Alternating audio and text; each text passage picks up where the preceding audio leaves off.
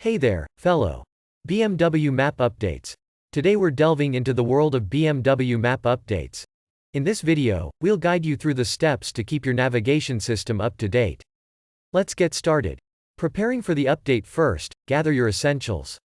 A USB drive with enough space, access to a computer and your BMW's VIN number.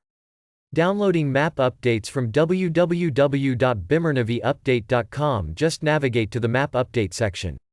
Enter your VIN and then download the map files onto your computer. Updating your BMW's navigation system. Time to update your BMW's navigation system. Insert the USB drive into the port, then access navigation and choose Update Maps.